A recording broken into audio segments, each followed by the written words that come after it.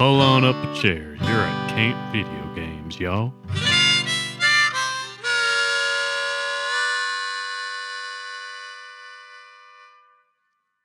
Well, hey, paisanos. Welcome to Camp Video Games. It's me, Junior Camp Counselor Sean. And look, bloop, bloop, bloop. It's Junior Camp Counselor Josh. Hey, it's a me, Camp Counselor Josh. I'm definitely Italian from Italy. Hey, campers. I always like giving you hiking tips. And this time, if you get lost, it's really simple. Trust the fungus. Trust the fungus. That's right, baby. We are talking about the original Super Mario Brothers movie from 1993, an all-time banger classic. No problems in this movie. 10 out of 10 across the board. It's perfect. Too long didn't watch. Get on it. Too long didn't watch. Again, trust the fungus. Trust the fungus. Josh, this is your first time you watched this movie. Hold on. Let's just hold our horses real quick. Josh, just to tell everybody in case they're new.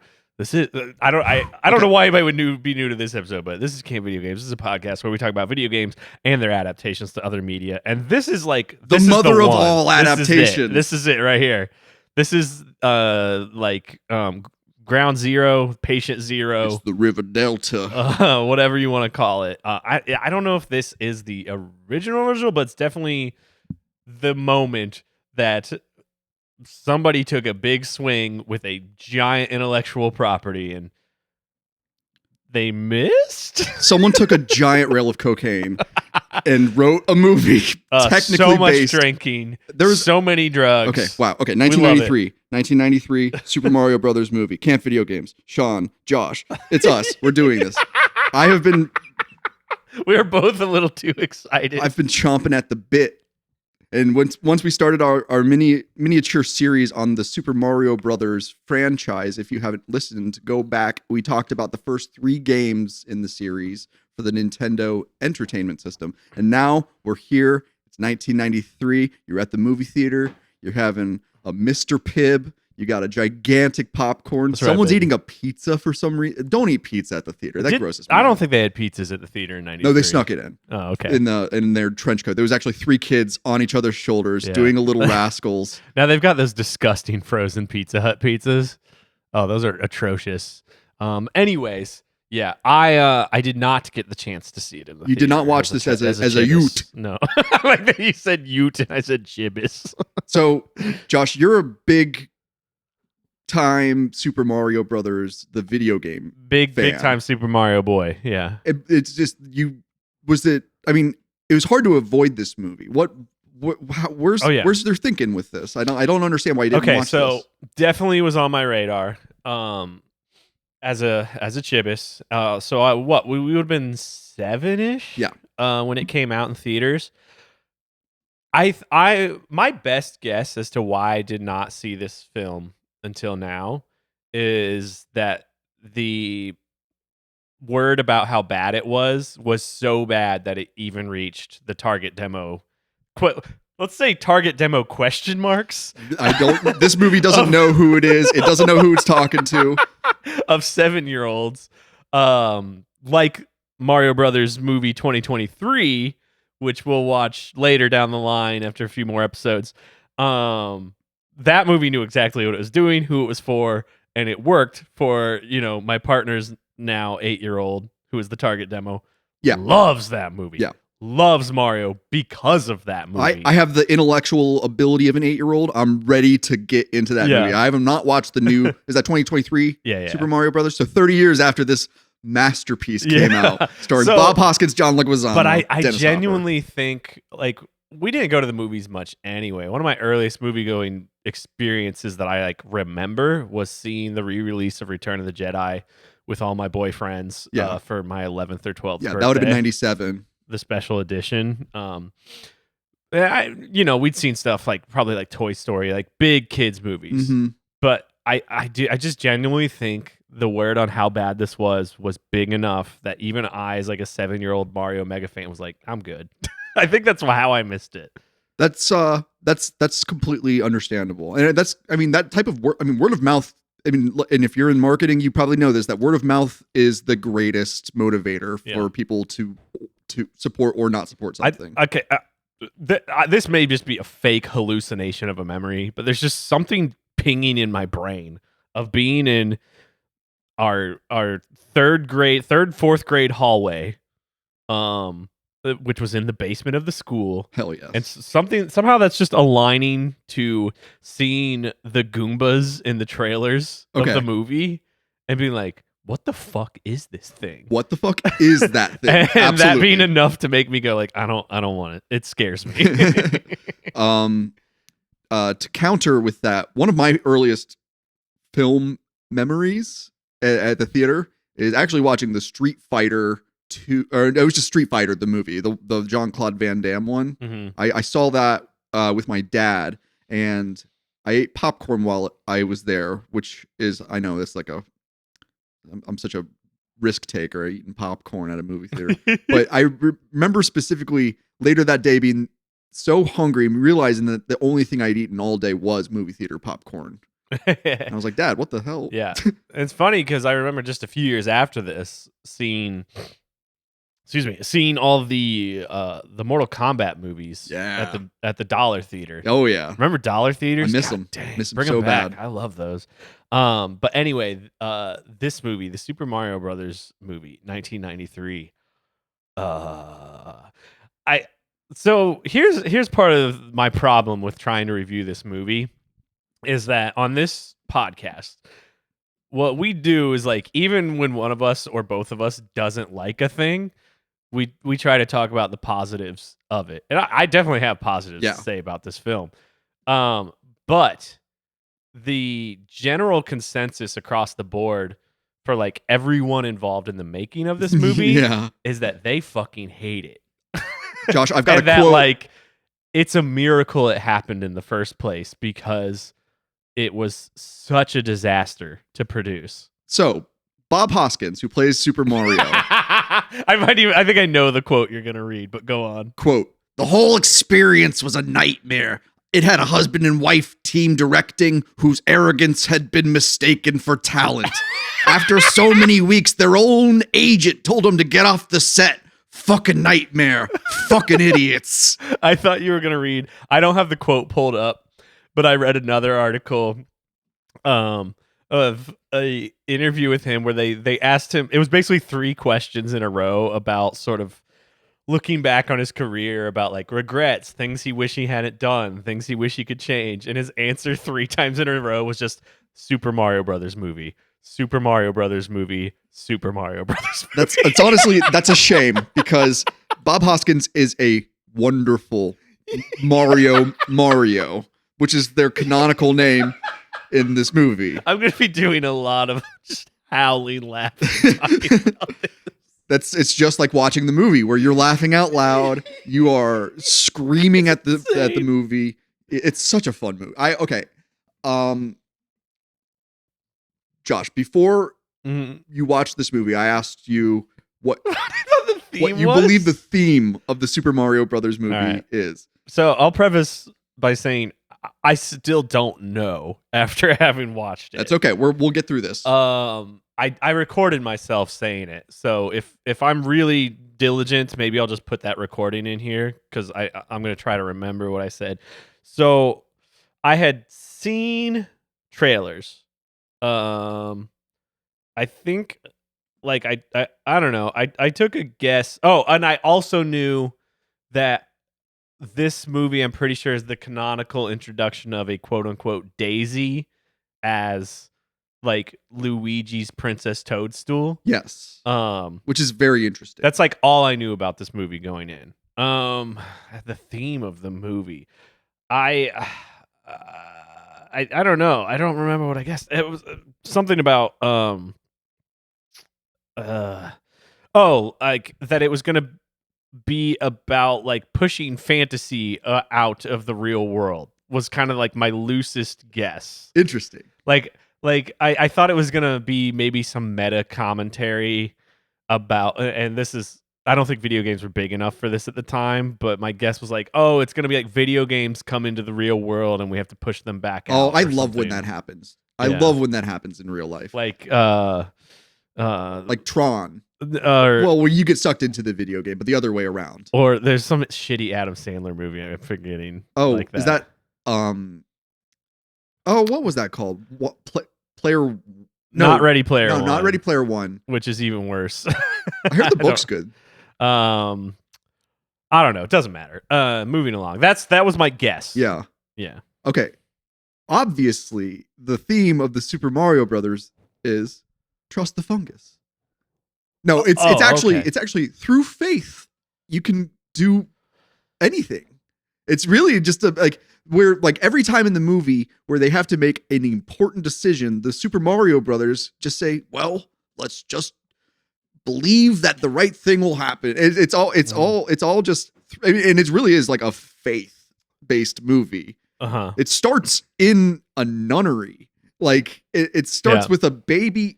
Okay, are we doing this? Let's do this. Let's talk through the Super Mario Brothers movie. I want to just like maybe double down on some of the production stuff before we go into the actual movie. And note that like people talk about like, oh, this movie production was a disaster about all kinds of movies. Like, my understanding from having read after the movie, because after I watched the movie, I was like, I'm way more interested in how the fuck this happened than I am in the actual movie. As in how Nintendo let this happen? Yes. Yeah. And now like this movie stands as a like relic or an artifact of something that will never be allowed to happen ever again. We should also talk about your viewing experience and how recent events hindered your ability to do so of this movie.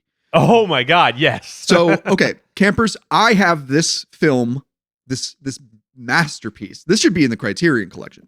I've got Super Mario Brothers 1993 on DVD. Which is what I had to go watch like 3 or 4 Criterion movies just to wash my palate. Just to get the taste out of your mouth. So I had no problem watching this. This is a movie that I'm a fan of the Super Mario Brothers movie from 1993. Mm-hmm. I was the target demographic. It worked, and it not only delighted me, but it really puzzled me. So obviously, once I saw a DVD copy for sale, I was probably the first person to pick it up. Just big. I love this movie. You were the person who. It is a comfort blanket of a movie for me. Mm-hmm. Now, Josh doesn't own a DVD player. I don't own a single optical drive. I have the digital PlayStation 5. I do not have a like PC Tower computer. I use Macs because I'm a nerd. And they have not had optical drives in them for 5 to 7 years. Like I have no way to play physical like video media. Yeah. And I'm not saying that as a brag or a good thing. No, because last week it actually affected to set this, your agenda. Yeah, because my plan was things like this, like that are difficult to find, I can usually get like it'll be too much work to dig up like I don't mess with like torrents and stuff anymore. But like you can usually get it on the Internet Archive. And the week that we're recording this, or 2 weeks before we're recording this, which is when I was trying to watch it initially, there was, I believe it was a DDoS attack on the Internet Archive, which is like, it's so bizarre, this attack that happened, because it's a bunch of hackers who claimed they took down the Internet Archive, the one like good thing left on the internet. We talk about this all the time. Yep. Wikipedia and the Internet Archive are such important things. The modern Library of Alexandria. People need to fight tooth and nail to defend and keep them as they are. The hackers were like, oh, we did this for Palestine, was like the message they put out. And my conspiratorial brain is like, this was fucking Israel. Yeah. They just wanted to smear like Palestinian resistance. I've heard mumblings that this was also it was a cyber attack to demonstrate how vulnerable the Internet Archive was. It's like somebody who keeps slapping you in the side of the head. They're like, "Hey, toughen up, fella," and they just keep hitting you until you start, learning to block. I feel like that was also a contributing factor, or at least that's that's a muttering in Yeah, the rabble. to say like we did this for Palestine and that's the website you take out is like same team, bro. Yeah, the source of unfiltered like information that is just like a collection that's completely objective. To like take down the one place on the internet that believes in freedom in the name of freedom seemed very odd to me. But it was back up this past week before we're recording. I downloaded two obviously like extremely compressed rips of it, and I screwed up and I watched the more compressed version. So my view is a little skewed on the visuals of the film. Yeah. But I'm going to kind of be watching footage as we go through to remind myself. No, it actually did look pretty good. I believe the set design shares. Yeah, which I was going to say to get back to like the production. It shares a set designer with Blade Runner. Yeah. There's magic in this movie. There's some like vision and magic behind this. But the problem is, I started this out by saying like a movie like this is never going to happen again. No. Because of decades of neoliberal mergers and acquisitions. We know that story. And like everything is like too big to fail. You can't make a movie that will fail in the market now based on a huge intellectual property like the Mario Brothers. You're just not allowed to do it. And you're not allowed to take a risk with them. They have to be like fan service, wall to wall, nothing interesting. And this was the complete opposite. It was an era where Nintendo was like, people want to make movies out of our games? Like, I guess. Here, have the rights for $2 million or something. I think it was $2 million. A pittance. Yeah. And I think Nintendo was pretty hands off. They were. From then on. There was like a couple points I think they stepped in and like said, you need more of this, less that. And the movie passed through the hands of, I think, half a dozen writers. Too many cooks in the kitchen. And like 5 different versions before we ended up with, what if there's a cyberpunk alternate dimension mere reality to Brooklyn? And so far, weird, makes dude. sense. Did you think that conspiratorial thought would enter into the lexicon of the Super Mario Brothers universe? Because Luigi would probably have been at the Capitol on January 6th. Oh, but yeah. With he's so naive and gullible and able to like he just takes things at face value. Okay, let's I don't want to start talking about characters yet because there's a lot of characters to deconstruct here. Yeah. But the movie itself, I mean, it has so much like on-screen talent and like production value.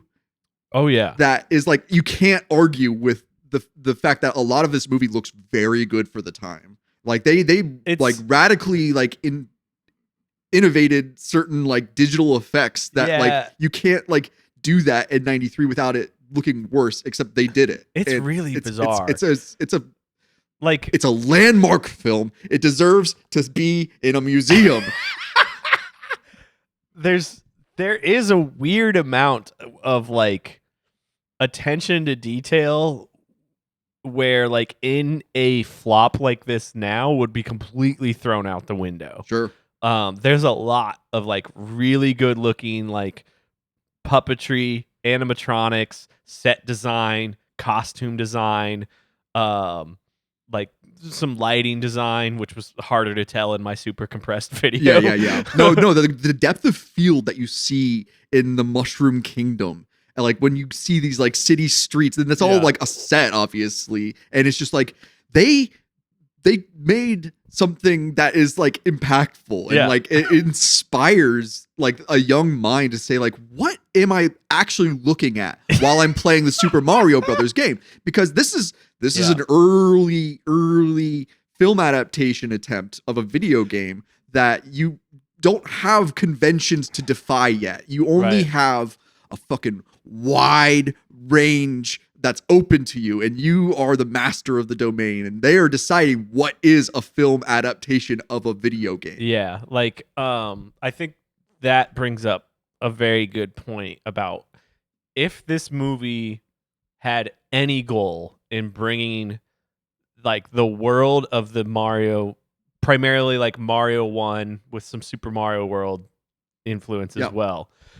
Its goal bringing that to life was to explore a origin story. That's right. But like a origin story rooted so heavily in reality and not the fantasy of the game that it's fascinating. And the fact that these, I assume like the vision for it, like how dark it is, how cyberpunk it is, came from the directors who have not worked since. They have not gotten a single film job since. They did some music video work, but I think Bob Hoskins put it best. It was like someone mistook their arrogance for talent. That is an incredible. Like Bob Hoskins is a genius. And I don't, off the top of my head, I mean, I did review like what music videos they worked on. They worked on some real stuff. Yeah. And again, like this cyberpunk aesthetic, this Blade Runner aesthetic had some established like baseline reality in the culture, in the mindset through the 80s into the early 90s. But to apply it to Mario Brothers was insane. I think this movie was made. Was this made after Who Framed Roger Rabbit? I believe that was before Super Mario Brothers. Yeah. But when you think about what that film accomplished, I'm obviously using Bob Hoskins as the linchpin in this, where that is closer to what a more proper Super Mario Brothers adaptation could have been, where you've got the Mushroom Kingdom, that's Toontown, and then you've got the real world film noir aspect of it. Yeah. And I don't think it's too much spoilers to say the new Mario Brothers movie is that. Okay. Yeah. Good. I'm curious because I don't know But it's all anything cartoon, going into it besides the fact that it's got like celebrity voices. That's all I really know about the new Mario Brothers movie. But with this one, the problem with the Mushroom Kingdom is that it's not distinct enough from Brooklyn. It's just a subterranean Brooklyn with dinosaurs. Dude,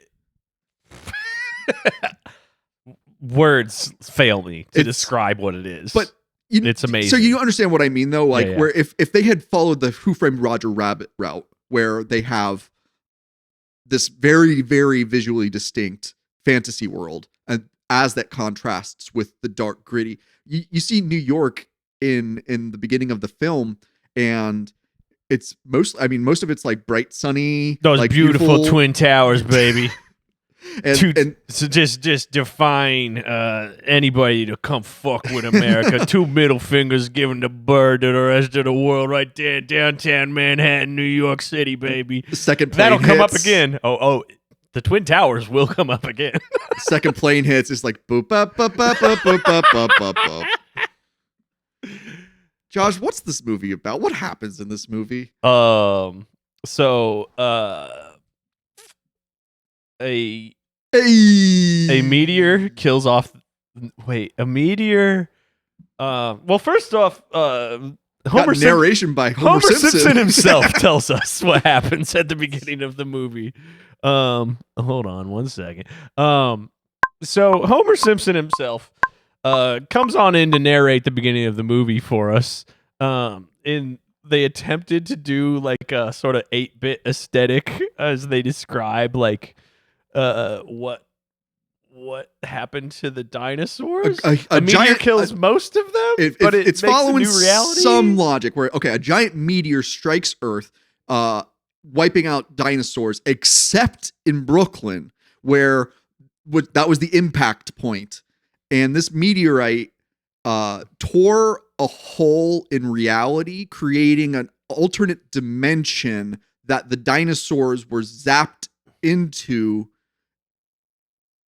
where they evolve along, where all of the humanoids of the Mushroom Kingdom are descended from reptiles, whereas all of the humans in Earth as we know it are descended from filthy stinking monkey. Yeah, Josh, dang did dirty you hear about that apes. bonobo at the Cincinnati Zoo? It ripped off a handler's thumb When did that happen? like yesterday. Oh my god, no. Yeah, and it had a very cute photo of the monkey that did it. No, I love them. But yeah, bonobos, chimpanzee, whatever.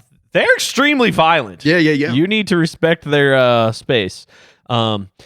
Anyway, yeah. So that's the backstory, and we start with a baby. So this is Daisy's mother is delivering an egg to a nun. What's that place called? A church? Yeah, A nun house? nun. That place where the nuns hang out. That's the new sitcom. Nun house. Whose house? Nun's house. And so they do the classic leaving the baby, except it's a giant dinosaur egg. Yeah. So she's, oh my God, secret reptilians are among us. Hell yeah, dude. Go on. Oh no, Obama. So there's to that note, there's a fair amount of things that happen in this movie that like everyone around them responds to them way more understatedly than they should.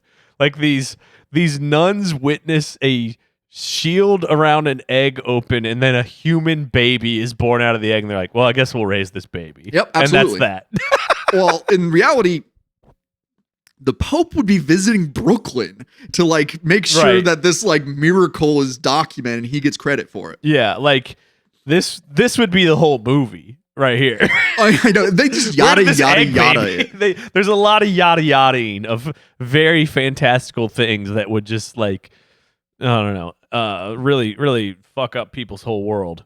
Anyway. So what we learn is that Daisy's mother has escaped the Mushroom Kingdom so she could deliver her unborn baby to be taken care of by Catholics. And First mistake. then it's revealed that King Koopa, played by Dennis Hopper, Hell yeah, dude. is he kidnaps her, and he seems to have, I wasn't sure if this film was trying to introduce the idea that perhaps Dennis Hopper is secretly Daisy's father, because that's like, it seems like this is like a battered woman escaping a dangerous relationship, and then she gets captured back by her captor. Although I don't think that's what the film is actually saying. It introduces a lot of questions and not so many answers. Mm-hmm. We then get to meet the Mario brothers. John Leguizamo as Luigi Mario and Bob Hoskins as Mario. A British guy and a Colombian, the two most Italian guys you'll ever meet. John Leguizamo had a funny quote about that, where he's like, yeah, it's funny because they always had these like Latinos playing Italians. He did get that a lot. Yeah. But now oh no, it's the other way around. There's a lot of Italians playing Latinos. Yeah. And now there's a Latino playing an Italian. But it is funny how they're like, he's kind of got this accent, and he looks Italian enough. He needs a Why mustache. not? I'm absolutely disgused that John Leguizamo doesn't have the Luigi Oh, mustache. it didn't even occur to me till you said something. That's why about this isn't a truly, it didn't get the credit it deserved, because Luigi doesn't have a mustache. But yeah, we're introduced to the Mario brothers, who are you immediately look at them and go, they're brothers? They're What's going on brothers? here? Because Mario definitely looks to be the age of Luigi's dad. Absolutely. Bob Hoskins is America's funny uncle. He's like, Bob Hoskins, you couldn't get a movie out without Bob Hoskins being in it in the 90s. He's just, he's everywhere. He's not really. Just like big movies that were marketed directly at our generation, where it was like, they're like, kids love Bob Hoskins. Yeah. What is it about Bob Hoskins that is it just that he's got this like, is it a paternal charm, or is it like, I wish he was my big brother? Like, what is I don't know. Bob Hoskins? I don't know. I don't think about him that much. But I think you're kind of on it with like there's a sort of safe paternal charm to him. Yeah. Which is funny because apparently, the big, public secret about this movie is that He's and a John child Leguizamo abuser, are isn't just fucking chugging scotch. Yeah. Wait, was he a child abuser? Is No, that what you said? I thought that's what you were gonna say. Oh God, no. No. Oh, This God dang it. Anyways, I was gonna say like this like very next scene where they hop in the van to go try to do a I don't know, a plumbing gig. A plumbing gig. That's what they do. Well, they're plumbers, I guess. Absolutely. We were talking about this before we started recording. What's the first mention of Mario being a plumber? Campers, if you know, let us know in the comments. It's important. When did Mario officially become a plumber? Yeah, if you know, let us know. But this scene where they're driving the John Leguizamo's driving the van. I saw a rumor that he was wasted during this scene and actually hit something. Wow. Yeah, apparently that's Bob Hoskins' fault. He would just like keep a bottle of scotch on him throughout filming. And that they collectively sort of as a duo were like, hey man, we got to get through this, and we're just drunk all the time. Rocks. So we learned that the Mario brothers didn't get to the job quick enough, and they got outbid by the Scapellis. God dang Scapellis over here. Very mob coded. Love it. They're definitely in New Jersey, not Brooklyn, based on the shot and where the Twin Towers are, but whatever. God love them for trying. And the Scapellis they're intimidating.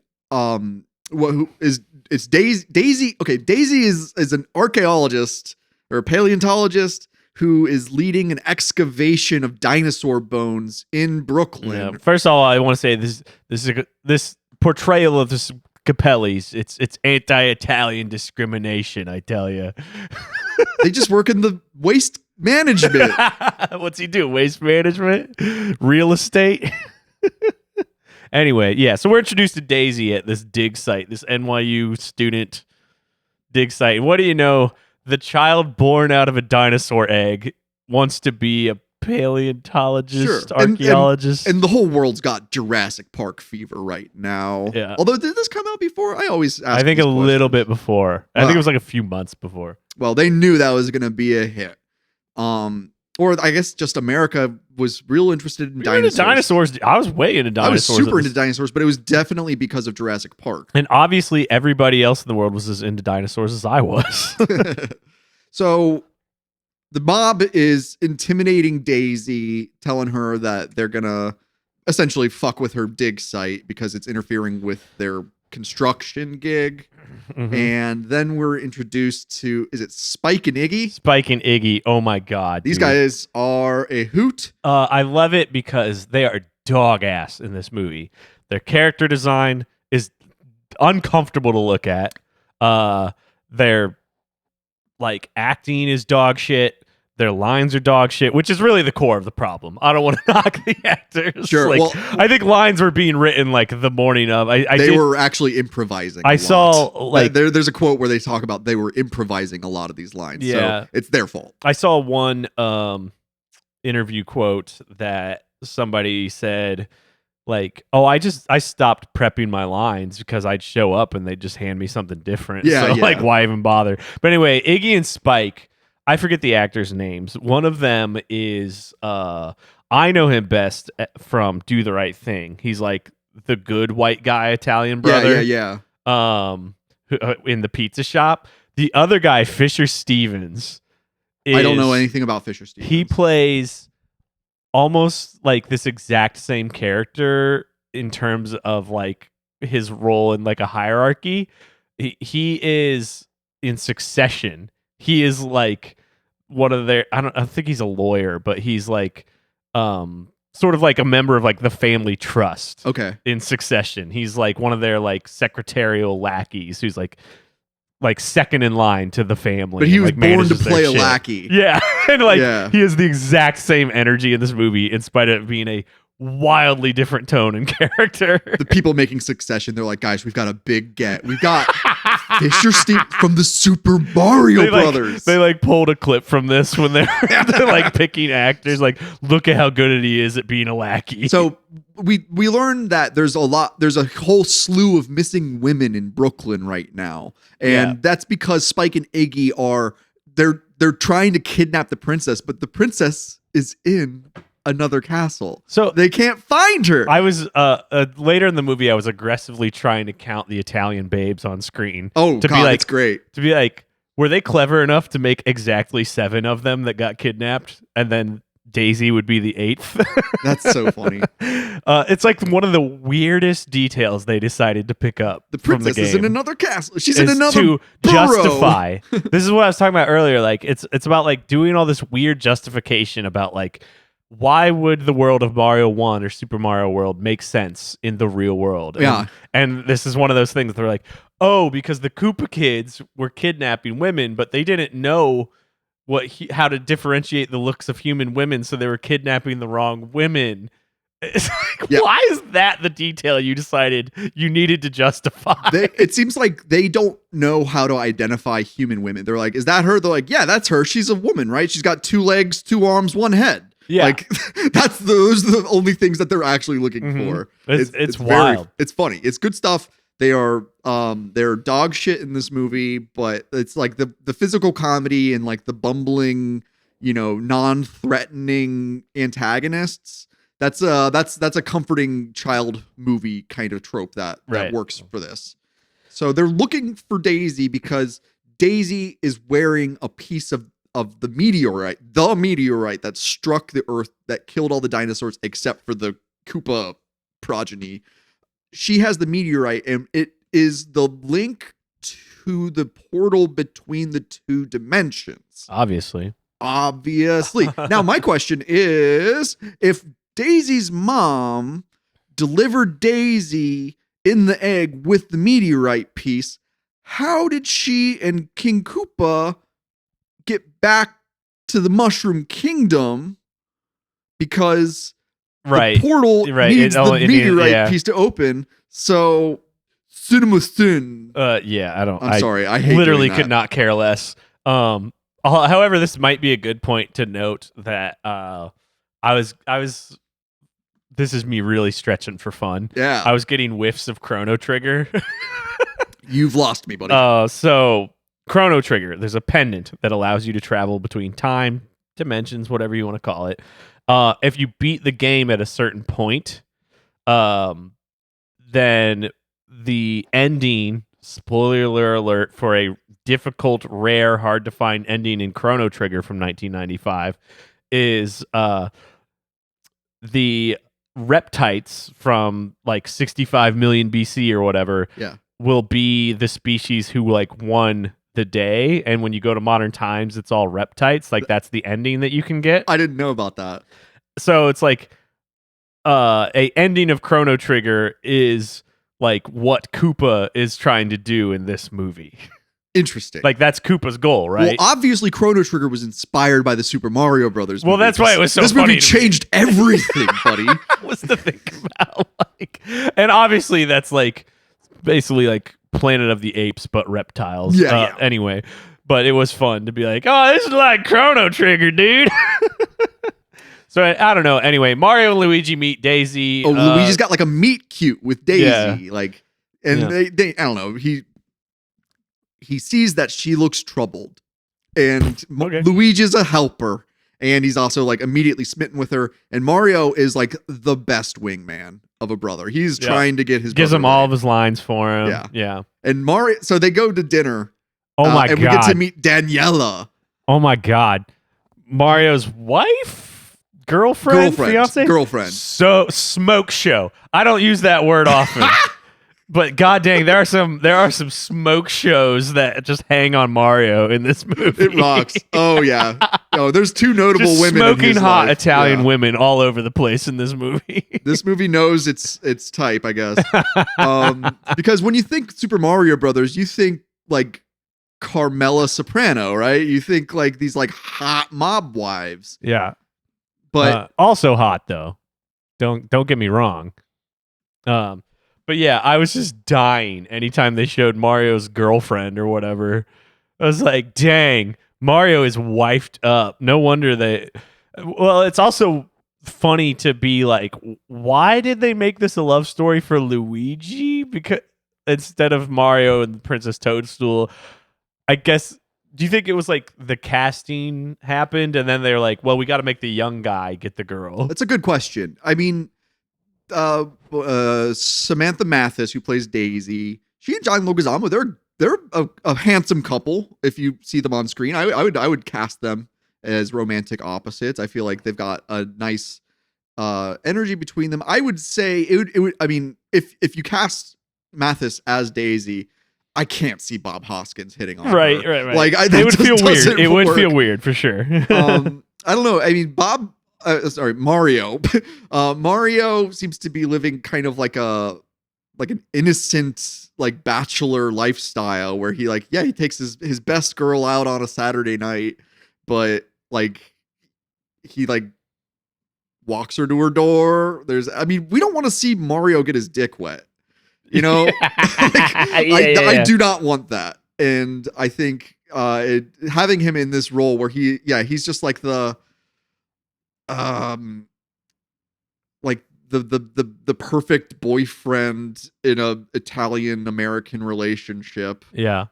Well, it's I don't know. He's the paternal figure for Luigi, and so of course Mario's already got a girl because he's also 30 years older than John Leguizamo. No, I don't know their age disparity, but fun fact about Samantha Mathis is that she was the VP of SAG-AFTRA for several years in the late 2010s. Well, alongside, because that was Fran Drescher who. Well, now it's Fran Drescher leads SAG-AFTRA. She's the lead. She rocks, dude. Yeah. When they were on strike, she was like, "Fuck you, give us our money." Yeah, dude. She was out there hustling. She rocks. Anyway, no, I was looking her up to see if she and Leguizamo were still together because I did see they started dating during this movie, but I don't know if they were. I didn't know that. Oh, that's so sweet. I hope John Leguizamo is doing well. He seems to be. I mean, he's aged like a fine wine. He's a hunk of a whatever age he is. He's a good looking guy too. Yeah. If they were still together, that would just be a dream come true. Yeah, got Luigi and Daisy. We just love a union boss queen around here. Oh yeah. Anyways, so what? So how do they get to the Mushroom Kingdom? Isn't that basically what happens next? So Luigi takes Daisy. They go on a walk after dinner to walk off their fancy Italian American dinner of spaghetti. And Mario takes Daniela home, and Spike and Iggy kidnap Daniela because they think, oh, well, that's Daisy in a disguise. Plus, look at that badonk. Yeah, dude. So they kidnap Daniela. While at the dig site, Luigi and Daisy find that the Scapellis have God dang Scapelli's over here. Sabotaged the dig, and as a result, while the Mario brothers are fixing the leak at the dig site, Spike and Iggy kidnap Daisy. Luigi goes after her. Mario goes after Luigi.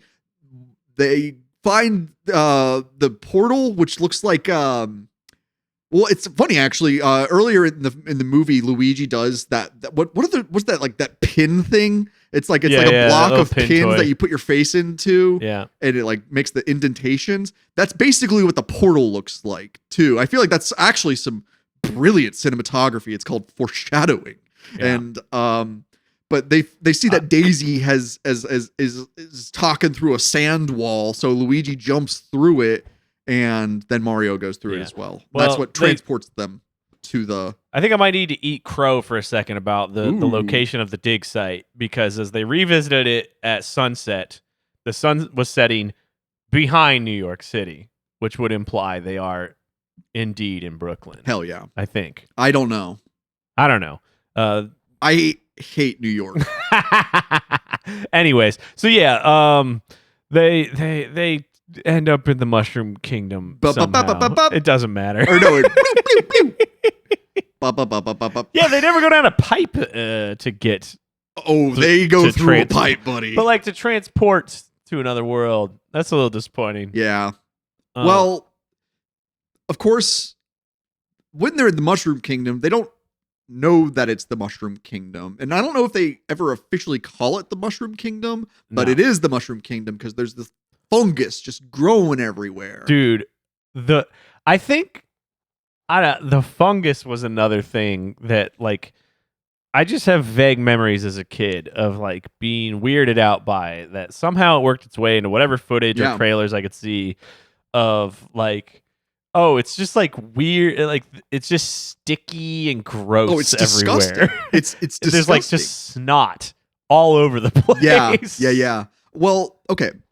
Super Mario Brothers. You put it in your Nintendo Entertainment System, and you know the mushroom in that one. It's a toadstool mushroom, right? It's just like red and white cap, and it looks. In the game, it always looks kind of like I would eat that mushroom. It looks tasty. It doesn't look poisonous, except in Super Mario Brothers 2: The Lost Levels, where they have the poison mushrooms. Yeah, which good because there's no such thing as an adventurous mushroom forager. Wait, no, there's no old adventurous mushroom foragers because you'll just end up eating the wrong one and die at some point. Okay, I get it. Don't just eat mushrooms, kids. That's the dumb lesson of the day. So, okay, Luigi and Mario, they find Daisy's pendant, meteorite thing. So they've got the MacGuffin. Yeah. And Daisy is now kidnapped by the Koopas she's kidnapped by Spike and Iggy who are taking her to King Koopa. I just want to make a quick note about like as they go into the kingdom, this is one of the few uses of CGI in the movie. Yep. And it's so dated, right? In like how simple of like, we're just kind of like manipulating the like geometry of the frame or whatever is kind of like what they do to like warp into the world. Like they just kind of like bubble up and like they do these like particle effects that are not very good. Not very good. But they weirdly hold up better than modern CGI to me because it is such just a focused little effect instead of like we built the whole world out of the computer. Like there's something about it that holds up like in not as well as like Terminator 2, but in a similar way where it's like the usage is selective. Yes. In a way that you're like, oh, that's cute. Instead of being like, oh my God, the whole movie is made out of blue screen. Right. It's the digital effects are used sparingly to my untrained eye. I don't know how much like backgrounds are interposed or like whatever. There's a lot of real sets going on here. There's a lot of, you can say what you want about the directors, but there's a lot of management of extras on a built set with lots of set design going on that people don't do anymore. So, Mario and Luigi are, they're in the alternate dimension. We'll just call it the Mushroom Kingdom. And it's obviously run by a dictator who is called King Koopa. And there's Koopa propaganda everywhere. There's just some wonderful stuff. I sent this to you a couple days ago. Of there's a propaganda poster of King Koopa holding a chainsaw. It says Koopa, the environmentalist. Yeah. Don't worry, there's more. Is basically the messaging of his like anti-forestry propaganda. But Dennis Hopper is in Texas Chainsaw Massacre 2, where he has a chainsaw fight with Leatherface. And if you haven't seen Texas Chainsaw Massacre 2, it is nothing like the first movie, which was like a gritty, bare bones. Like I've not seen the second one. The second one is closer in tone to the Super Mario Brothers movie. Interesting. It's a very interesting film, and Dennis Hopper is one of the best parts of both movies. I'll just say that. Yeah. So there's a major like a few minutes of like establishing scenery of the Mushroom Kingdom that your takeaway of it is basically supposed to be like this place is aggressive, mean, and fucked up. Yeah, they get assaulted by a grandma with a taser or like a cattle prod. Somebody steals a baby out of a stroller or tries to. Yeah, because they're reptilian egg suckers. There's like a guy just climbing a light pole trying to get his shoes back. A guy rides his bike over a ledge for no reason. Okay, hold on. The most baffling thing throughout the entire movie is that they go out of their way to establish, I don't know, 4, 5, 6 times that there are no breaks in the Mushroom Kingdom. Yeah, what's up with that? I don't know. I was hoping you would know. It was insane. Like they would stop everything else going on to make sure we focus on the fact that this car can't stop. This bike can't stop. Interesting. Well, the way that the cop car stops is like it's like how jets land. The only way things can stop is if they get caught. Yeah, the way a jet does by like these things hanging on them. Yeah. Again, it's like somebody, like different departments of this movie were allowed to just design the ever-loving shit out of what they were doing. Like to the point that like it doesn't all come together to make sense. But there's so much detail there that you're like, why was that? The world building almost supersedes the point of the world. It supersedes anything to the point that like you can't penetrate and understand the world at all. So because there's so many details that aren't justified. We when we first get a scene with Dennis Hopper, he's putting his hands in wax, which again, is why? I think they're trying to portray him as the germaphobe. Obviously, like throughout the film, he's he's living in a fungus world, but he's so obsessed with cleanliness. Mm-hmm. I think they're showing that he's like a little insane, or that drawing parallels with like Howard Hughes. Like, yeah, Trump. Like he looks like Trump. Like I hate to do the obvious. Oh, he's Trump, but like with Trump. Trump is a weird germaphobe. Yeah, yeah. I heard that Trump he eats steak like well done with ketchup. Yeah, that tells you everything you need to know about the guy. Yeah, it's also so funny for like a guy like that. It's like I gotta clean my hands every 5 minutes, but yeah, give me 10 Big Macs. You know. Like, oh my God, that E. coli couldn't have happened at a better time. Anyway, so Koopa is he's the dictator, he's the mob boss supremo, and his second in command is a woman named Lena. Bowsette, baby. We had Bowsette back in 1993. Man, I never thought of her like that. That is it, yeah. But she's played by the woman who plays Petunia Dursley from the Harry Potter movies. Oh, that's why I recognize it. Yeah. No, so Bowsette, do you know, like, Bowsette was like sort of a viral fan thing in, God, what Mario game Tennis? was it? No, it was like 4 or 5 years ago that maybe it was with Mario Odyssey, like, they released the idea. Oh, when Mario Odyssey, spoiler alert, at the end, Mario can use Cappy to become Bowser. Interesting. And like, I think Princess Peach has her own Cappy thing to turn into things. So people were like, well, if Mario can become Bowser, that suggests that Peach can become a Bowsette. So people kept making a hot female Bowser. I'm looking at some very interesting fan art right now. Yeah. It was like a big thing on the internet. I think that's what it was in response to, but I could be wrong. It could be a different game. But anyway, back to the Mario movie. Sorry,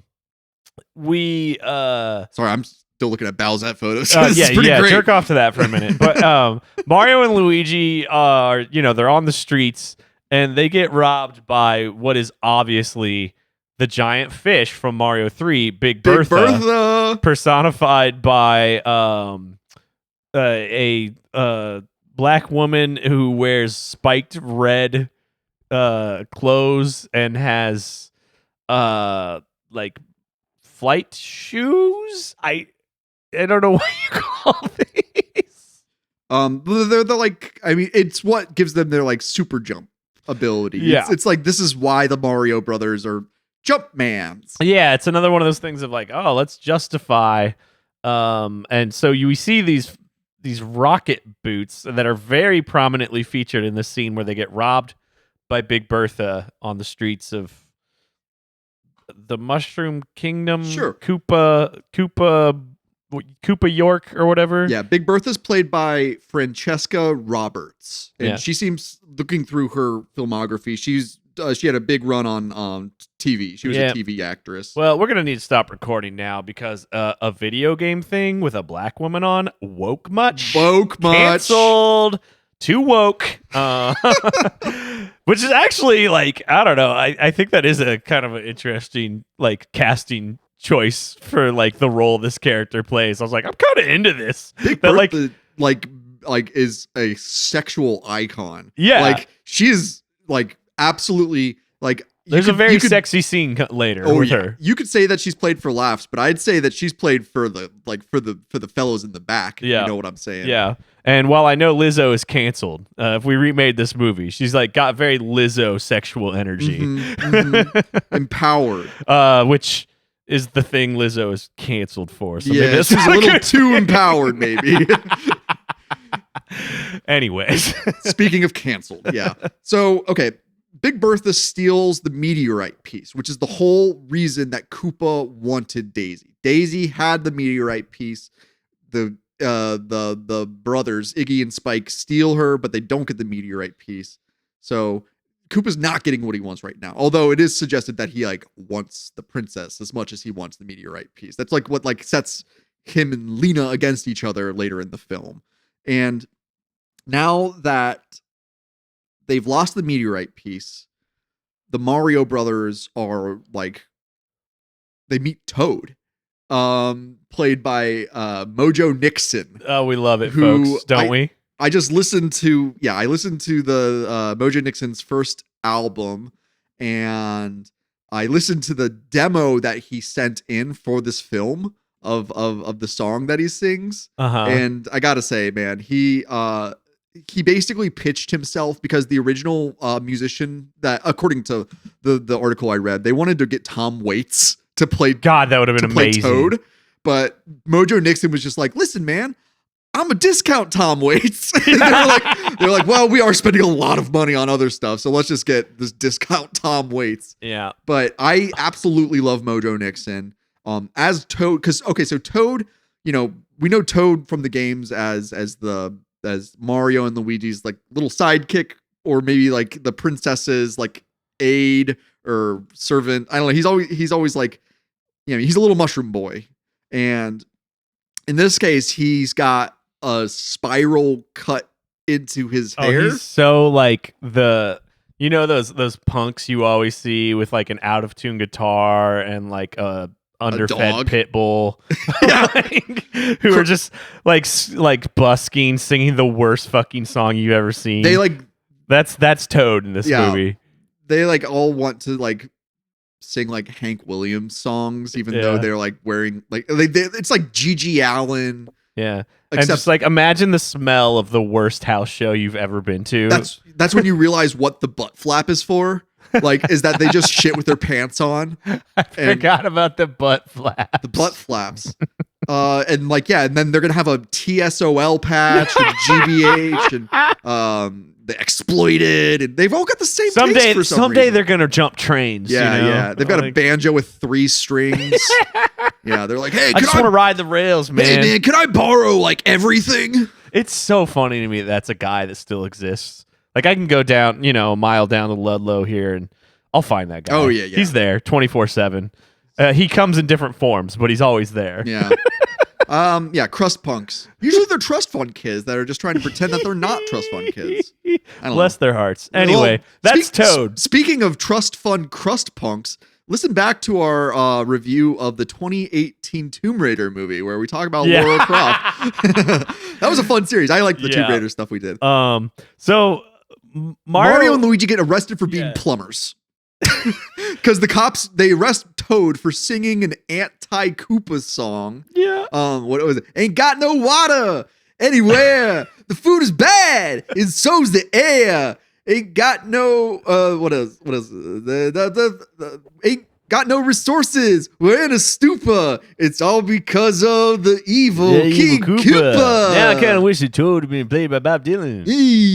Hey, we got to stop that King Koopa. He's if they got Bob Dylan in this movie, gotta test this movie and playing a man named Toad. He's a rambling man. He sings his song.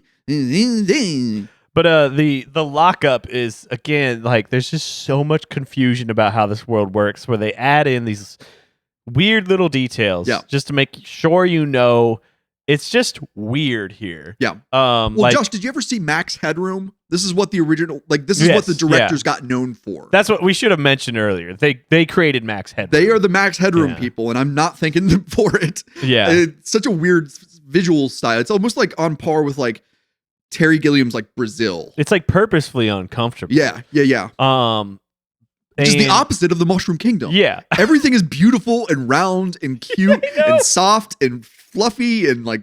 We're going to be talking about a very different movie in a few weeks. I'm so excited, dude. I got Mario fever right now. I think that's called agita. Yeah. So that's an Italian joke. When they get their mug shot, you get this thing where they're like putting red dots on them. They think they're going to be shot. Rocks. And instead they just get their picture taken. They get like deloused by like a blue goo, which mostly I want to mention that scene to mention here's another part where they tried to pull in something from the world where occasionally you see these like gas masked guys. Shy Guys, right? They're supposed to be the Sniffets from Mario 2. Yeah. The ones that like shoot bullets out of their mouth. Yeah. I love those guys. I didn't even make that connection. Thank you for that. That's you just added to my enjoyment of this film. I love this movie. Yeah, and then we're in jail, and they're just like it looks like it looks like factory hen raising for eggs. It looks like the American like border patrol camp, basically. Or that. It looks like the real world that we live in now. So there's that. Just a bunch of children in cages. Oh, it's like I've been screaming. Saying, this movie is a prophecy, man. It is like I bet there's a religion based on this movie. That is like the one consistency of this like attempt to build a sort of cyberpunk world is the fascist aesthetic. Yes. Toad even calls Koopa a fascist to his face. There's talk of fascism in the Super Mario Brothers movie. Oh, and the brothers, when they get smarted up, they one of them yells at Koopa like the proletariat will rise up or something. Right. Yeah, because being smart means being a communist. It's like there's just so much stuff in this of like the couple that directed it being older Gen X, like sort of still like in the hippie vibe, but we've gone through this cyberpunk era of like, we want to yell about everything being fascist, kill your TV kind of aesthetic. Sure. That is just does not fit in the Mario world at all. So with Mojo Nixon as Toad, as like he's the street prophet, you know, he's there preaching the good word of anti Koopa songs. I just have to, so after listening through about 24 Mojo Nixon songs this morning, my favorite lyric that Mojo Nixon wrote was, I ain't gonna piss in no cup unless Nancy Reagan drinks it up. Hell yeah, dude. It's just like, that's the vibe that this movie's going for. Like Nancy, drink my piss. Oh my God. Worlds are colliding right now. I don't know how to deal with this. That's more for us. But so Toad is imprisoned for singing anti-Koopa songs. And again, nothing like today. Not in any way where, like, you know, let's say someone who perhaps voiced Koopa might have completely ended a band that he got famous for because his bandmate said something bad about the president. You know? I was like, it took me a second to put that together. Couple pieces. Yeah. Yeah, that's the world we live in now. The guy who voices Koopa he's a stooge, man. Jack Black had to protect that I'm Bowser money. I know. So in an earlier episode, I said that Jack Black could do nothing to like lose my favor, but he lost my favor. Yeah. Once he fired KG. How dare you say it might be good if Trump dies? Shut up. Who cares? Anyways. He wrote a song called The Government Totally Sucks. Whereas Mojo Nixon wrote fun songs like Tie My Pecker to My Leg. Are you drinking with me, Jesus? Girlfriend in a coma. Yeah.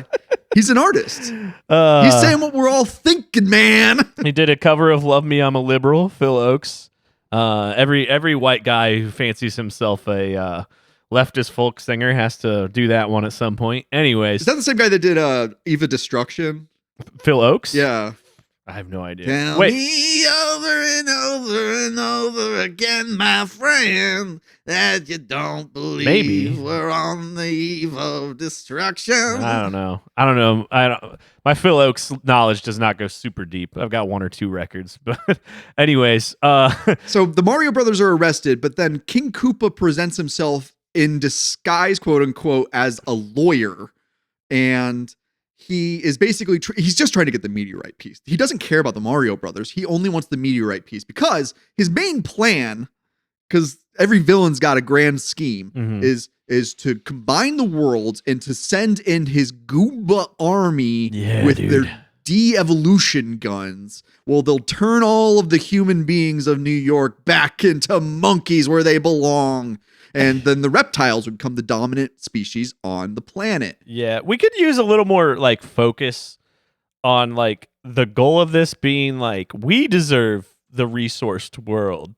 There and not those goddamn monkeys who have kept us trapped in our alternate dimension. Like there's not really enough justification of that, or like Koopa understanding. Like it's more like he's just like, I just hate him. Well, I think Like he doesn't have a lot of reason. the underlying reason that Koopa wants to take over the top side is because he's in charge of the Mushroom Kingdom, and it seems like he took it over in a coup around the same time that Daisy's family was turned into mushrooms. So over the last like 20 years or so, King Koopa has run the Mushroom Kingdom into the ground. Like he's exploited all of their natural resources. Everything is going to shit specifically because of Koopa. So it's not that he's like, he thinks that they deserve these resources. It's just that he's used all of theirs, and now it's time to get more. It's expansionism. It's like It's like America. It's just okay. Yeah. He's doing an America. He's doing an America, and along the way, Toad is a political, not a political opponent, but a detractor. He's a naysayer. Dissident. Yeah. And he converts Toad into a Goomba using the de-evolution gun. Yeah, which And like so no more Mojo Nixon. I'm sorry, everybody, but he's very briefly in but this like film. this is a good opportunity to mention as we're talking about practical effects. Do the Goombas look unsettling? Oh, of course. They have these tiny little lizard heads on bigger than human sized bodies, and they're just they're unsettling to look at. But they're very like articulately designed and maneuvered. Oh, and the animatronics are like they're so precise. I don't know how much of it's like puppetry or like controlled animatronics, but it's practical effects, and they look good. They look like they belong in the space. You don't go, why is the lighting on this thing weird? Yeah. What I don't like about the design of the Goombas is that in the games, like, okay, because this is a film adaptation of a video game, so we like need to have both of them side by side. Like, I don't think the directors cared as much about the video game side, or as much as that they were just like, we got a gig. Like someone let us direct a movie. But the Goombas look nothing like the film, the game's Goombas. Like the film's Goombas are completely unique, and they're like actually the opposite. Like in the game, the Goomba is nothing but head. Yeah. Like it's just a big mushroom head. And this one, the head's the smallest part of the body, and it doesn't make any sense to me. They at least they attempt to differentiate like the Goombas versus the Koopa Troopas, like because you see more like beaky reptile things. Yeah. Later, it's the attaching them to a giant, larger than life human waddling body. Yeah. That makes it so well, they're already unsettling to look at. Yeah, like, it's just a weird. It's decision. Like I can see how they tried in a freak mutant way to take the concept of Goomba, one of like this great feat of simplistic, cute graphic design, and make it edgy and real. Yeah, it's a weird decision. I along the way, as I praise this movie, I have to at least point out there are some problems. Only a few only a few areas where they missed. This is a movie. Like I used to live in a house full of dumb people, Mhm. and we watched this movie on repeat. It was just one of those movies that it's perfect to black out to. Oh, we would watch when you lived across the hall at the top of that apartment building from me. We would have daily viewings of R. Kelly's Trapped in the Closet. This was before accusations were even out, folks. Yeah. Before R. Trapped Kelly. in the Closet alone is already problematic enough that we should have known better. Yeah, But, he's telling us all along. the early 2000s were a different time. Anyway, Mario and Luigi, they escape from the Goombas after Toad is Goombified. That's This right. is our first encounter where they're like, the mushrooms, they're telling us something. Is this where it tries to give them a bomb? That's right. That's right. Yeah. And by this point, The bomb? I'm sorry. It's like the only thing that is meticulously It's- designed yeah. to be like it is in the game. thank you. That's exactly where I'm going with this. The bomb is spot on, almost to the point where it's just like, okay, so they were aware that there are video games that they could have at least cross-referenced. I think Nintendo was just like, Put something in, man. look, do you see what this looks like? Do it like that. The bomb is great. It's because it's a wind-up toy that you'd get like in a box of cereal, but everyone in the Mushroom Kingdom, they see it from a mile away, even though Yeah. it's the size of a quarter, and they're just like, "Oh, Papa!" Everybody freaks out It's the whenever greatest there's one around. threat in this world. And then, like, I think it's supposed to be a joke later when they actually use one that it takes forever and like marches around. Everybody's like, "Ba-bomb! Ba-bomb!" Yeah, for like yeah. 2 or 3 minutes. It's but great. like it doesn't. It's totally not done quite right. So you're like, "What is going?" Anyway, so yeah, they're running away and they escape the police station, and I forget what happens. So the Mario brothers, they steal a cop car. Hell yes, And coolest so- thing you can do. This movie, I mean, when I think of a Super Mario Brothers movie, the films that I expect to like make reference to do not include Blade Runner, Mad No. Max, The Road Warrior, Brazil.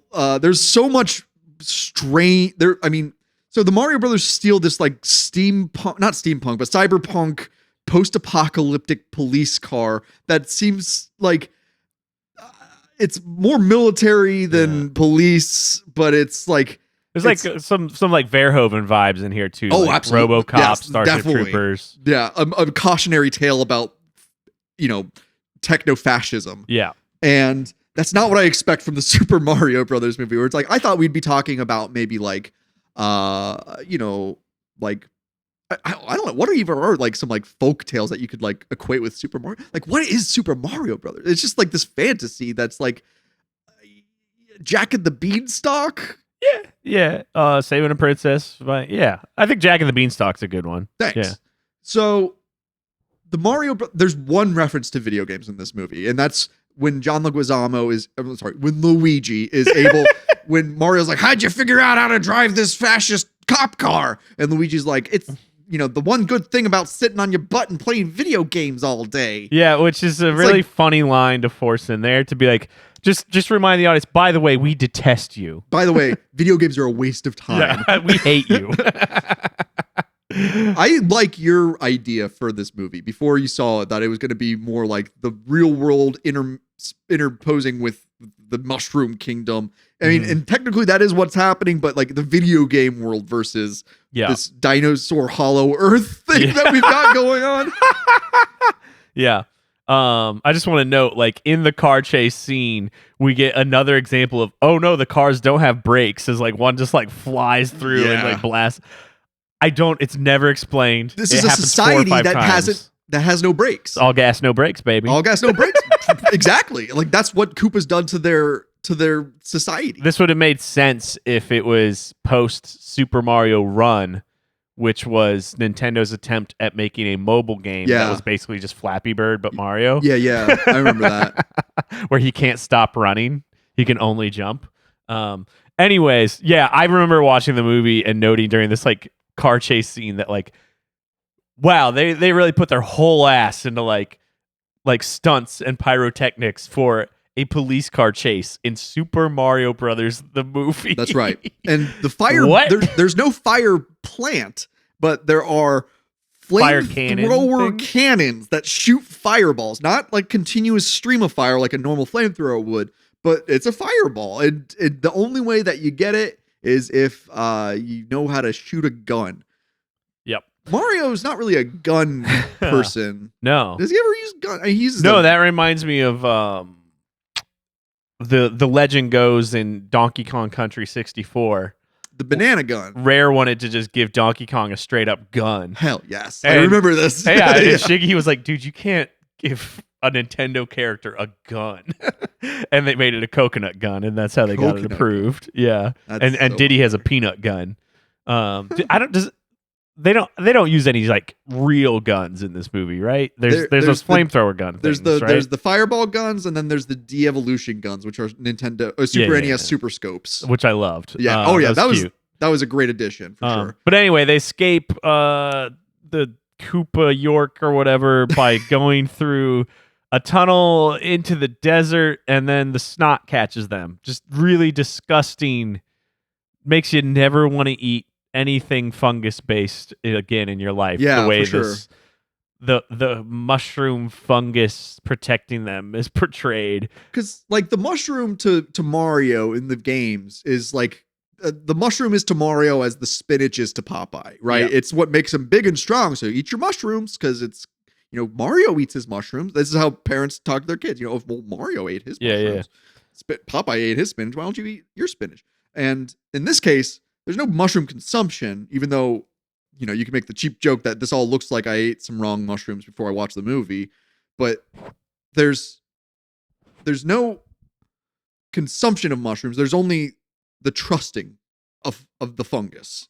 And Trust the fungus among us. Luigi with his red pilled brain he's like, I think the message is coming in code. We gotta, He's right.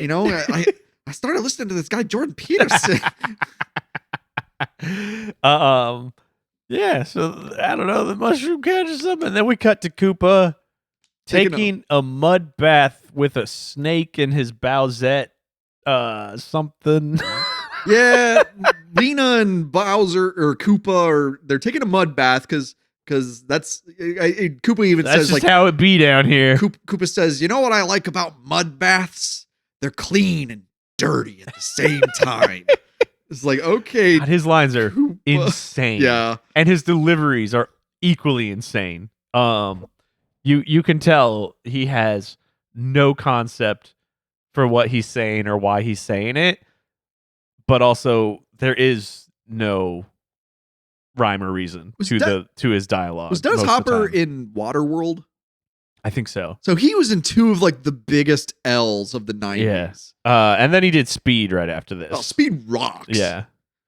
The sequel, not so much. But the last Dennis Hopper movie I watched a few weeks before this is Apocalypse Now. Right. So what a contrast. What Oh, a boy. contrast. Dennis Hopper, what a career.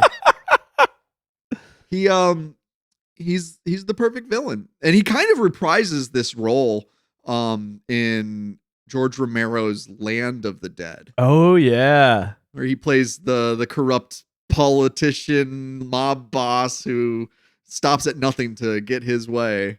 So does Super Mario Brothers share a cinematic universe with George Romero's Oh, Land God. of the Kill it. Dead? Kill me. Smash that like button. He did True Romance right after that. Oh my God. Waterworld was 2 years later. Okay, Yeah. man. So It's funny to see after he did this, he looked at the script for Waterworld and was like, yeah, I'm into that. yeah, I'll smoke cigarettes, man. Yeah, man. Put me out in the ocean, man. I'm fucking crazy. So, okay, Lena is she becomes jealous of Daisy because she sees that Koopa's got her eyes on Daisy, Bonkers. and Lena, as a result, like her loyalties shift. We'll get to that, I guess. Yeah. Okay. So I just want to know, I did not get that from watching the movie. Okay. I got that from watching a quote unquote behind the scenes of Super Mario Brothers, Oh God. which was like a marketing PR video that I don't know if they just like were like, we're making a piece of shit. Let's do some I don't know where this would have been shown because I didn't watch all of it. It was broken into pieces on YouTube, Yeah. but it was made by the publisher or a production company or something. Yeah. So everybody's in character when they're doing like their stand-ups. Oh my God. And she dives deeper into like, and she's the one who's the most in character. I love it. It's so weird. And she's like, yes, she loves Koopa, but God, he's just always turning his eye to other younger women. That's so funny. Yeah, that's. And I was like, oh, they were supposed to be like on the rocks. I thought he just wanted Daisy for the pendant. yeah, I mean, yeah, because there's a couple of instances where Koopa's like, I want that meteorite and I want Daisy now. Yeah. And she's like, the meteorite? And he's like, and Daisy. She's like, yeah, she's just feeling edged out as a result. But again, it's like everything is so chaotic that didn't come through for me on a single viewing. Yeah. That actress that plays Lena, her name's Fiona Shaw, and she did extensive work with the Royal Shakespeare Company. That's hilarious. Yes. But yeah, I think most of our viewers would probably know her as Petunia Dursley. Yeah. The mean aunt. I don't know. So the boys come in, they say we lost them, and then what happens? Oh, right. So Iggy and Spike, they... Oh, is this when he re-educates them? He sends them to re-education camp? I guess that's a way of putting it, yeah. They scrub ahead a bit in the footage, if you don't mind. There's... So Lena is talking with all these kidnapped Brooklyn ladies. That's when we get all the hot Italian women just hanging out. Oh my God. I was losing my mind. Like, what? They just went hog wild. They were just like, give us the hottest babes in New York. But this is where she decides to take Daisy to Koopa, I guess. Is that what's happening in the scene? There's there's a lot of cigarette smoking in this movie too. Hell which yeah, I thought dude. was weird. We don't see Mario smoke at least, but it's all like, where's the meteorite? Where's the meteorite? And without the meteorite, Daisy's really no use. But I guess you can't. We learn later that you can't do the meteorite without Daisy, apparently. As we see what befalls, what she's fate the princess. befalls Lena. Yeah. But yeah, Iggy and Spike, they get the evolution gun glow up. Yeah.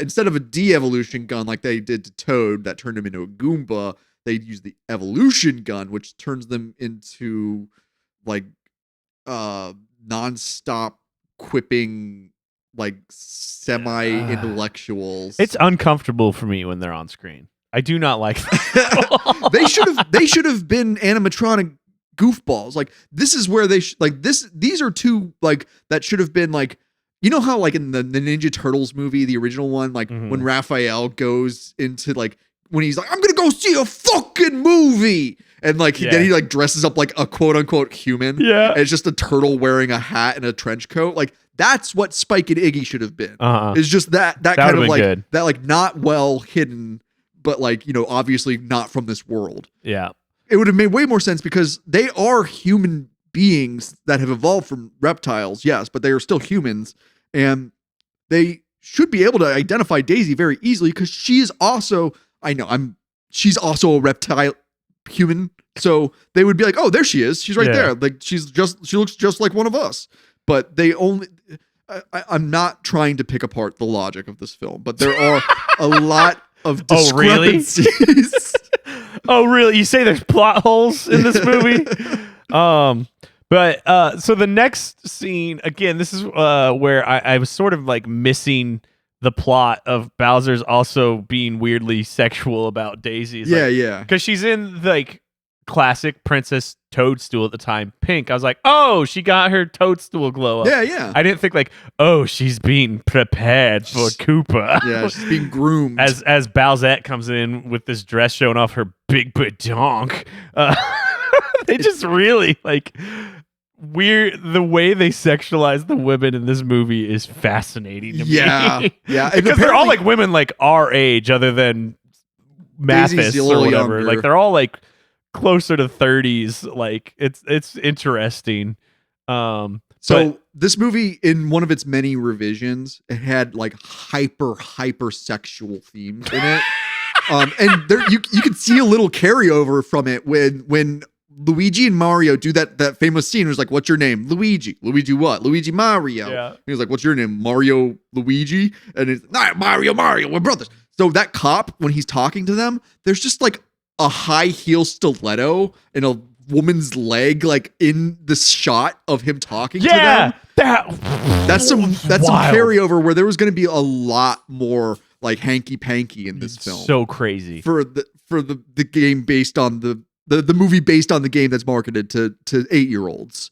They wanted to have like sex workers and like women women in peril. I mean there's like very thin themes of like women in peril here where it's not too aggressive, it's more played for laughs, but like it's not outright scary, but there's a lot of stuff where you're just like, who is this for? Yeah. Is it just for the directors? It's a Nobody weird knew. decision, but one of the things that I think Nintendo insisted on was the inclusion of Yoshi. Dude, the Yoshi looks so goddamn good. Yeah. Yeah. Like it's not what I want. No. But what they did looks very good on camera. It's a gorgeous animatronic, maybe some claymation in there as well. Mhm. Like there's I think some shots that are claymation, but then there's other shots that's like, this isn't that far short of Jurassic Park. Yeah. Which is an insane accomplishment. Like what on earth? And I guess what is Yoshi supposed to eat her? Is that what was supposed to happen? I think this is I don't- more or- this is Koopa just or saying threaten like her? he's like you're in your this is your world, man. Like Yeah. get used to it. I'm not a nice guy, man. You're in Colonel Kurtz's world now, man. This is just how we live on the island, man. I ain't going back. Man. No, but this is where so when Koopa is he's like, look, this is Yoshi, and this is my main plan. I'm gonna take over Earth, and you're gonna be my queen. And Daisy is not so fond of the plan, but this is just this is the shot where the princess is in peril. Oh no, what's Koopa going to do? And it's also his he can do his Bond monologue on like, my great plan's gonna take all the monkeys out of here. Yeah, sure, But, man. So at this point, the Mario brothers have escaped Koopa's clutches. Mm-hmm. They are missing the meteorite, and so they need to go find it. And Daisy is now realizing that it's not such a great, place she's been imprisoned in. She's now so we've got the Mario brothers. They crashed their car, the fungus saved them, and they team up with Spike and Iggy. Yeah. Like Spike and Iggy, after getting their brains evolved, they want to help the Mario brothers because they're mad at Koopa because they've learned their lesson. I guess they're not inherently evil; they're just stupid. Or they realize like they're not on a side that's advantageous. It doesn't matter. This movie sucks. Anyway. This movie is perfect, Josh. This movie we're thinking. This is what I was talking about at the beginning. Is like I don't want to think about it harder than the people making it. We're thinking about it. So yeah, they team up to figure out how to get back to the city. They try to do some like silly comedy of the duo that again just makes me more uncomfortable than it makes me laugh. And what they steal a car somewhere, a garbage truck to get back. somehow? Yeah. They're gonna infiltrate Koopa from the inside, man. And this is also we're getting close to where the Mario brothers get their trademark costumes. I'm sorry. I'm sorry because after this desert thing, there's an establishing shot of Oh Koopa my York God. of Koopa lives in the top of one of the twin towers, and the other one is half destroyed. Yeah, I did not really notice that.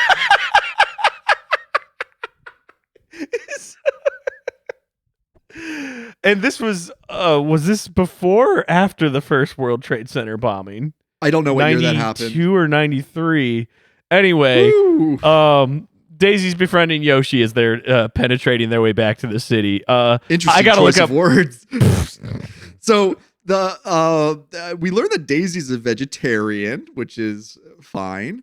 Although I wonder like what she ate at that Italian ristorante with Mario and Daniela and Luigi. If she's just like, can I get the meatballs on the side? Like, is there meat in every single dish here? God. But the Mario Brothers, they steal a garbage truck, or they hide in the garbage. I forget exactly. Scrub ahead a little bit more. It please. don't matter. This is where it's like usually at this point I'm like having a real good time watching this movie.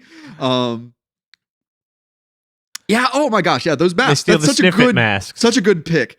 I did not make that connection with the Mario 2 Bad Boys. Yeah, they steal some Sniff It masks in the I don't know, the garbage place or whatever, and then then they dress up to go back to the club. We all fam. Little Megalopolis quote for you all.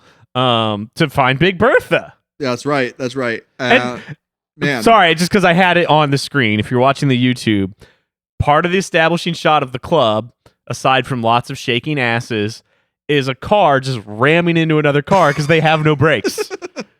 Why is this canon? I don't know. Was Mario Kart out at this point?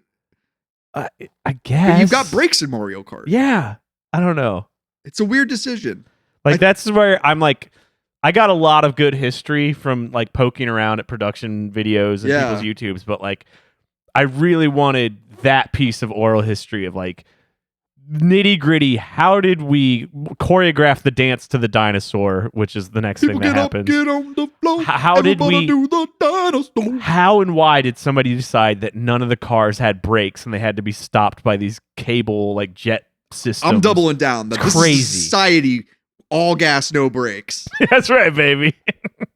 So Big Bertha is she's a security guard or a bouncer. She's a bouncer at this club, and Mario is the master, like not manipulator, but he's so romantic. No woman can refuse his charm. He can take a punch and asks for more. It's wonderful. I don't know why they're wearing these suits. It's amazing. It's just give so him stupid. Just give Mario a red suit. Give Luigi a green suit. What's the big deal here? I don't know. I don't understand so the color confusing. coding. But Mario woos Big Bertha in a very romantic dance scene. It's so hot, where dude. he displays not only that he can get down, but he can also slow it up and get real close with his main gal. I wonder how Daniela would feel if she saw this, because they seem to be exclusive. Although Mario's like, we never said we were exclusive. I thought we were just, I didn't like to put a term on what we have. Yeah. I don't know. He sounds more like Danny DeVito. Oh, Josh. Originally, they wanted to have, fuck. I'm blanking on who originally was going to be Super Mario. Danny DeVito was one. Danny DeVito. I'm also blanking on who they had before that. Who was supposed to be his Luigi? Oh man, I don't know. I don't want to waste so time sad digging it right up. now. But Danny DeVito would have been a perfect Mario. I'm pretty sure there's like a Super Mario Brothers movie like history website Oh yeah. that people can go to if they want to fill in these blanks that we're forgetting. Because I know how much everybody's dying to hear even more about this film. Anyways, they dance and Mario steals the pendant through dance through the magic of sexual dance. Yeah, he was really handsy with Big Bertha, and she did not notice that he was robbing her. Or did she recognize that was who she stole the meteorite from earlier in the movie? Yeah, because she becomes friends with them within the next 2 minutes. Yeah, right? well, she was just like, because It you gives them danced jet on me boots. so good, I will help you, even though you robbed me. Yeah. But technically, she robbed them first. So, Quick loop back to World Trade Center timeline. yeah. First World Trade Center bombing was February 1993. This movie that shows a bombed out World Trade Center building came out May 1993. God damn. That would not have gone. This movie would have been It would pulled have been shelved had immediately. it been set to release 3 months after September of 2001. Anyways, maybe that's why it's so wild. hard to find. Hey, man, that's just Maybe why. like just a bunch of copies of it were burned after 9/11. Oh, it's like the ET Atari game. I mean, this is on par with the ET Atari game. Is like bad optics, bad reception, but has a cult following. Yeah. Mario steals the meteorite piece from Big Bertha, but then the Goombas come into the nightclub and they're chasing down the Mario brothers. Yeah. And Big Bertha. The fascists come bust the joint up. Bust up everybody's good time. Big Bertha has her allegiance has gone to the Mario brothers because Mario grinded on her the right way at the club. And she helps them by holding off the Goomba troops while the Mario brothers get the bounce boots or what they're like. You remember Flight boots. You remember moon boots? Yeah, they're very moon booty. Yeah, those were fun. And she teaches them like, oh, you click it and then you fly or something like that. This movie very much. Oh, and I think this is for the Super Mario Brothers video game too. Another parallel you could find would be The Wizard of Oz. Like, you know what I mean? Where it's like you go from the black and white world to this beautiful, wonderful kingdom. Sure. Technically, yes. I just know Thematically that the same thing. The filmmakers wanted to hearken to that. And Right. so for the boots to work, you just click your heels together and Yep. say, there's no place like home. No, you say, it's a me. It lets a jump. And the Mario Brothers escape the nightclub, and their plan basically is to infiltrate Koopa Tower from using their knowledge of plumbing. They go through Because the heating system. I don't know if we've explained clearly enough the amount of emphasis on them being plumbers that has happened up to this point. Oh, there's so much. Like Koopa is constantly mad about them being plumbers. I'll get those plumbers. Yeah. Oh, those plumbers, man. I'll get them. I don't like how pipes work, man. So the Super Mario Brothers, they jump into the back of a dump truck, which takes them to Koopa's palace or castle or whatever his To his tower, burned out to Twin Tower 2. Yeah. And this is where we meet Daisy's father, who is he's the source of the fungus. So it's so gross. it's like this is like straight out of like Ridley Scott's Alien. This is like Cronenberg type stuff. This is so disgusting. Creature effects are so uncanny. It's real slime. It's like a Cronenberg monster dripping snot and slime all over the place. And this is supposed to be the good guy we're saving. Trust the fungus, buddy. What is happening? So using the de-evolution gun, King Koopa de-evolved Daisy's father into a mushroom fungus that is now spread all throughout the kingdom. So her mother must be a reptile? Her mother's a reptile. She's half reptile, half fungus. Yes. Okay. Yeah. And yeah. Although they were both humanoid at the time that Daisy was conceived. Right. Okay. Who is Yoshi? Like, why is he special from any other dinosaur in the Mushroom Kingdom? I think he's just like a pet.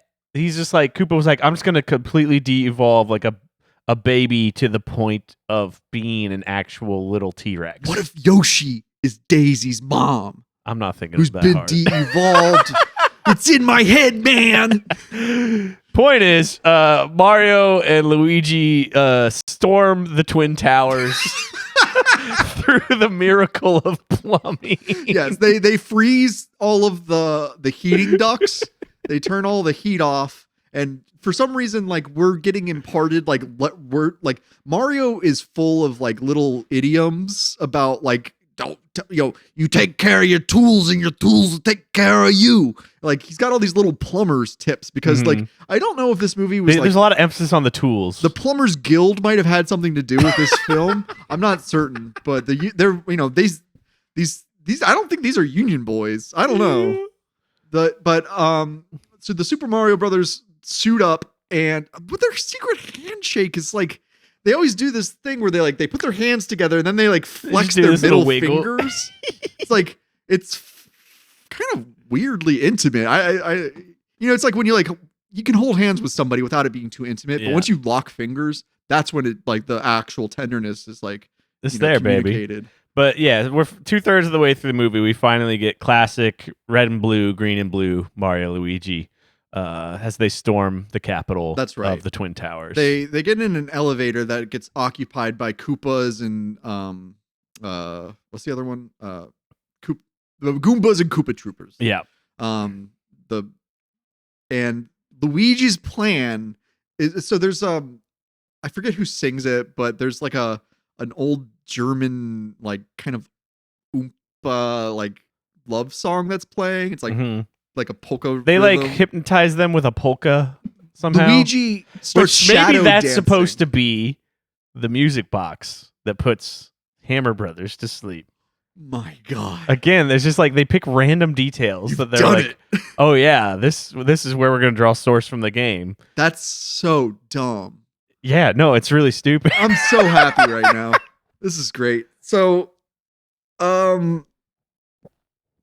Lena has the meteorite piece, and she is like, she's over Koopa being in charge at this point. She's gonna do things her own way. The Mario Brothers are so what Luigi does, he gets behind this Goomba and he puts his hands on the Goomba's waist and he starts swaying to the music as if the Goomba doesn't feel that there are hands directly leading it, but it gets lost in the rhythm. And Luigi just starts going to every one of them. There's an elevator full of these guys and they all just start swaying and swaying, and that's how they can distract them so they get off of the elevator. And as they go up, I mean, gosh, what? I mean, they're storming the castle. Scrub ahead some more if you don't mind. Well, somehow it's not important, but somehow Toad and Yoshi help Daisy escape. That's right. Just because we got to know that Toad and Yoshi are good guys. Yeah, Lena tries to kill Daisy. Yada yada yada. We light a Goomba on fire. Is that Toad? Toad gets lit on fire. Toad gets lit, yeah. Toad is on fire. A full-fledged, flaming humanoid man that we'd met and were supposed to be, find affable, is lit on fire in a Mario Brothers movie. Yeah. But they put him out with a fire extinguisher. Daisy solves that problem. Iggy and Spike are on her side, helping her. Iggy and Spike are helping her escape. They introduce her to her father. They're like, "This is the king. He's the fungus. He does all the things that have helped you. You didn't know it." Yeah, like a lot of just real fast, like, "Oh yeah, here's a lore dump." As you know. Yeah, as you don't know, because you were a dino baby who was taken to the real world, and you don't know that your father is a snot bubble in the Twin Towers of an alternate dimension. Oh, yeah. Yeah, so the Mario Brothers, they keep working their way through. There's a fun, Mario saves all the Italian women. And this was the coolest part of the movie. The bungee jumping? No, I'm talking about that. They do bungee jump to somehow get what to I'm the describing. Women, yeah. So Mario and all of the Italian women, they get onto a mattress and they slide down a gigantic ice pipe, and they're slaloming like like under like icicles, and they're being chased by the Goombas, and Mario, true to his word, he uses his tool. He like sticks a wrench into like a slot that like that acts as a brake Yeah. on the Goombas in this brakeless world. But like what I love about it is unlike they would do in a film today, they made like a real tunnel to like slide or pull this thing through and make it look like they really slid all the way down Tower 2 through a vent tunnel thing of some kind. And then as Luigi had saved Daisy and they'd met Mario, we didn't mention Mario and Luigi also meet the fungus snot thing. Yeah, it's very cute because like Luigi does that kind of like, it's a pleasure to meet you, sir. Your daughter means a lot to me. I met her 48 hours ago, and she's the love of my life. She's the princess. But Koopa stops them out on the streets, and somehow they split up. The boots, the moon boots, they're cartridge powered. You got to put in a bullet bill, which acts as the propellant.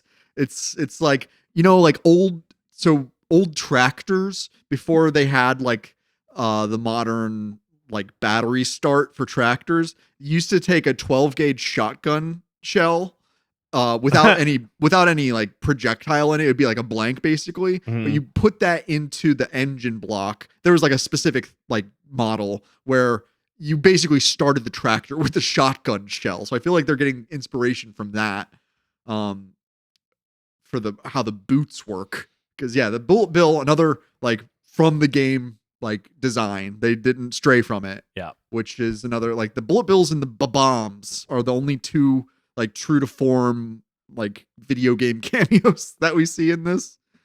And so this turns into a showdown with Koopa for the meteorite. And but in the meantime, our Bowsette lady has retrieved the pendant by falling onto something that electrocutes her into a Bride of Frankenstein. She got that Bride of Frankenstein hair. And so she's gonna go restore the meteor while Mario fights Koopa on a cement pourer. It looks like don't you fight Bowser in one of those things? It's vaguely alluding to his clown car. That's it. Yeah, I guess. And that's from World. Super Mario World. Yeah. That's where Yoshi was introduced, isn't it? Super Mario World. Yeah. Yeah. So yeah, they're doing their little Bowser versus Koopa versus Mario. Yeah, Koopa fight. versus Mario. It's fun. It happens. It happens every game. What's more interesting is the restoration of the meteor. First Mario does this is the Bob-omb thing that I was talking about. That happens before the meteor is restored. Is Mario has his hands on a Bob-omb and lets it go in a way that I think is supposed to be comedic because it's so tiny, it's so slow, and it takes so long to blow up that everybody's consistently freaking out about it for the next 2 or 3 It's great. minutes. It's great. Because like in a sensible world, you would throw it at Koopa, right? Like in a Mario 2 world, you would throw it. And but the fungus, it acts as the guiding light of the bomb's trajectory. Yeah. And we learn now why Daisy is important when Lena uses, because Mario is doing a feint on Koopa. He's made Koopa think that he has the meteorite piece when in reality he's just holding his shoestring and acting like there's a meteorite in his hand. He's just like dangling a string. He's like, I got your meteorite. Yeah. And but Lena actually has it, and when she attempts to reattach the meteorite piece into the larger meteor, it turns her into a bone. Yeah, no, she gets blasted and immediately fossilized against the wall. And she gets bones. Instead of being like, oh my God, we just saw a human being get disintegrated, Luigi makes a quip. Just another one of those things where it's like, no one knew what the tone of this movie was supposed to be. Nobody had an idea. Is this rated PG? What is this rating? I have no idea. But since she gets the piece in, the worlds start combining. And this is like another one of those moments in the movie where it's a little too suspension of disbeliefy, a little too chaotic, because when they go back to the real world, Koopa happens to find himself in front of Scapelli guy, and just what is he? Just frustrated, just shoots it at anybody and hits the Scapelli guy. Yeah, he hits with his de-evolution gun. And that is just a super scope that they painted black. It's very cute. But the Scapelli guy is now he's straight up, he's a chimpanzee. Absolutely. And instead of everybody going ape shit wild, like these people just showed up, shot a gun at Scapelli, turned him into a chimpanzee. Everybody's like, "Oh my god, that's so cute and funny. He's a monkey." They're now. like, he is a monkey when you think about it. And then a guy picks him up. Boss, you're a monkey. Boss, what do I do about this? It just sort of like cuddles him. He's like, "Oh, you're a cute little monkey man now." And this is also where Mario he holds a mushroom as a shield and it grows to make sure we know that mushrooms and Mario and growth are a thing that's correlated. Trust the mushroom. Yeah. Trust the fungus. They get transported back to. It's so weird. It's like because they get transported from Dino World back to Earth, back to Dino World. Yeah. Why? Well, the world just so they could turn a guy into a monkey. Yeah. A monkey. Yeah, and Koopa got to do as close to his plan as he could, I guess, by just shooting at the one monkey guy. Yeah. Or one person in front of him to turn one person into a monkey. And I don't know. They stop Koopa somehow. They shoot Koopa. They de-evolve him. with That's the what they do. de-evolve gun, and he Okay, turns into a cool looking dragon for a couple of seconds. Yeah. Toad gives Daisy and what's his name? Luigi. Luigi, Mario, John Leguizamo. They get their Super Scope 6s to de-evolve Koopa. The Bob-ombs still wonder. It doesn't matter. Eventually they de-evolve Koopa and win. Right? Yeah, that's the movie. No, the main thing that this movie like delights me with is it's shameless sequel baiting at the end of the film. Oh my god, it's the worst sequel baiting I've ever seen in a movie in my entire life. It's so stupid because eventually they leave the Mushroom Kingdom. Daisy's like, "I'm from here. I guess I'll stay. And I'll be Princess Toadstool." She doesn't say that, but that's the idea. Her father's turned back into a more humanoid man. She's like, "I'm going to stay and build a relationship with my father, I guess." Yeah. And yeah. So then Mario and Luigi they're just back to regular life. Bachelors just watching TV, hanging out, being buds together with Daniela. Yeah, with Mario's hot girlfriend. She is a gorgeous woman. It's great. Yeah. Oh, yeah. Daisy comes back. She's like been in a war. She's like full blown Sarah Connor at this point. That's a good comparison. She's like Sarah Connor traveling through time mode, which is a great direction for Princess Peach to go in. Yeah, and then she's like, "Mario, Luigi, we need you. Won't believe what happened," and that's the end. What? That's it. It's a great movie, Josh. They did it. Why did they try to? I don't know. Okay, because sometimes when you make a bad movie, you need to recoup the money by making another bad movie. That's correct. They are so desperate to get that sequel, and the entire world said no, thank you.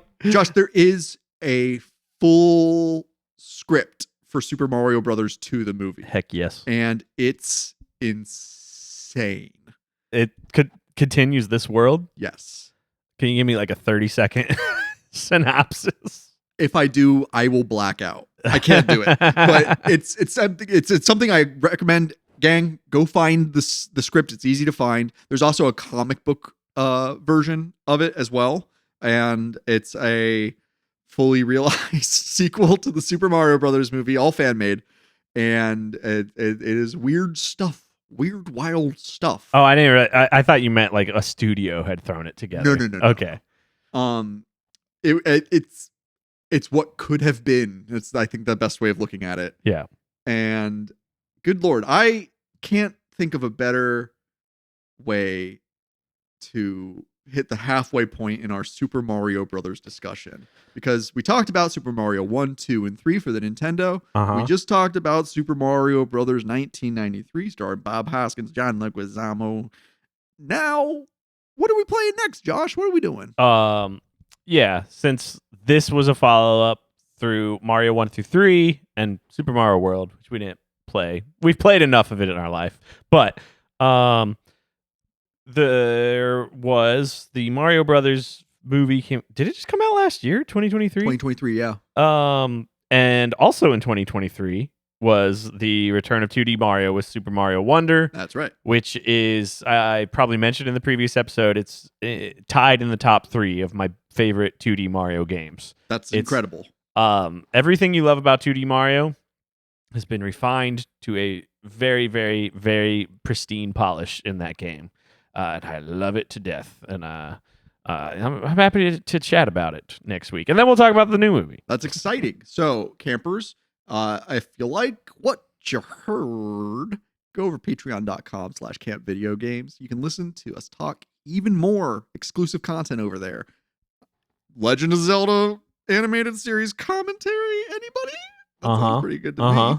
And then you can watch some of the backlogs of Junior Counselor Josh's playthroughs of the different assorted series that we've worked our way through. Yeah. My as of now, the publication of this, my very detail-oriented playthroughs of Resident Evil Remake and Resident Evil 2 Remake are gonna be only behind that at this point, which I need to update all that. Housekeeping. Josh, what else are you playing right now? What am I? Oh, god dang, dude. I briefly mentioned last week that Metaphor ReFantasio came out 2 weeks ago. I'm looking at my watch as if it has the date on it. I'm an idiot. Good golly. So you knee deep in that? People probably no. It's a Game of the Year contender. It's for anybody who's a Persona fan. It is basically Persona 6, but they've redone everything about the setting. It's like Persona 6 becomes what the next Final Fantasy should be. It's so funny because there were a bunch of arguments about it being quote unquote woke before it came out. Yeah. Where people were like saying, the localization made this character more of a girl boss than she's supposed to be. And they did like one or two like literal Google translations, and like that's the thing they're mad about. Yeah.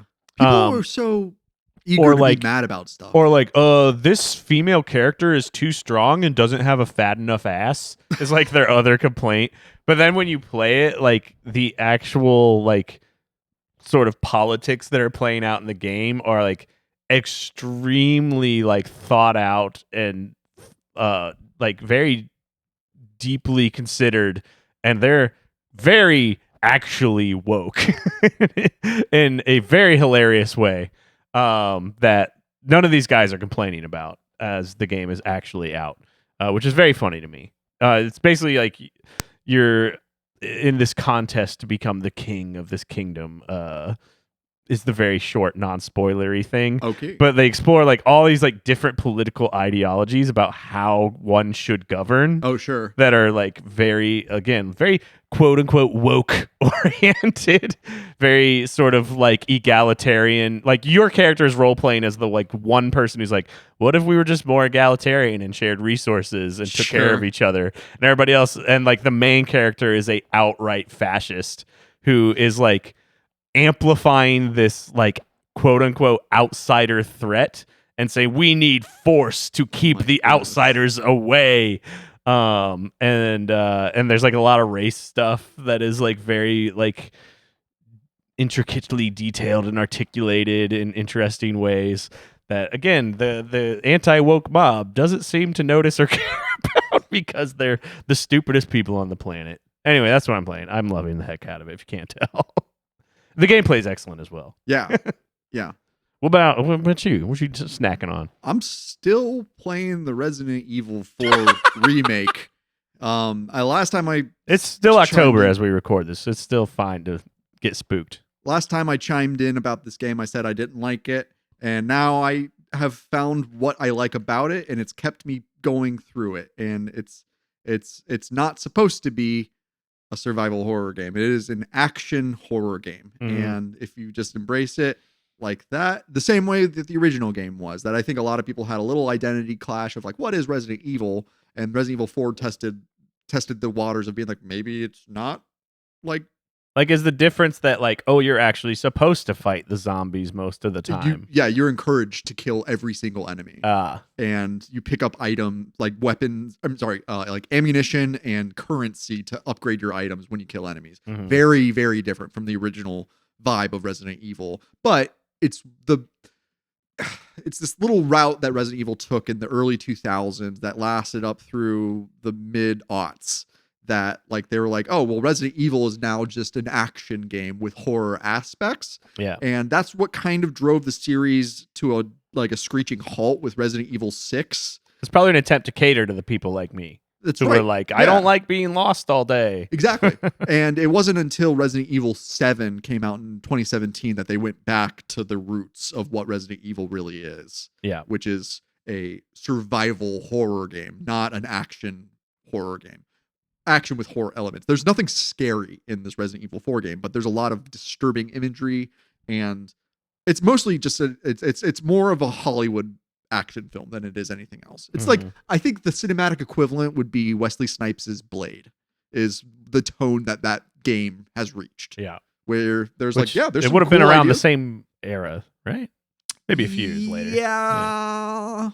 I think Blade was Early the late 2000s. 90s. I don't know. I don't remember. I love that movie. Chris Christopherson plays his like mentor, Oh, dang. vampire hunting mentor. Dang, Chris R.I.P. dog. Christopherson. It rocks. Dude, Wesley Snipes rules too. He is a madman. But yeah, Resident Evil 4, better than I thought it was. Nice. How And far were you into it last time we talked about it? I was in like the first or second chapter. Now I'm at like the 10th chapter. Gotcha. Word. All right. Campers, Well. that's our extended talk on the Super Mario Brothers movie from 1993. I'm just going to reiterate. If you get lost, what do you do, Sean? Ask a cop. No! Never! Trust the fungus. Always trust the fungus, kids. Trust the fungus. If you'd like to write to us, send a message to campvideogames@gmail.com and follow us on Instagram @campvideogames. If you want to become a real happy camper, you can support Camp Video Games on Patreon. For $5 a month, you'll be granted access to even more discussions about movie-based video games, game-based movies, full-length commentaries, playthroughs, and more. Whether you sign up or not, we're glad to have you here at Camp Video Games.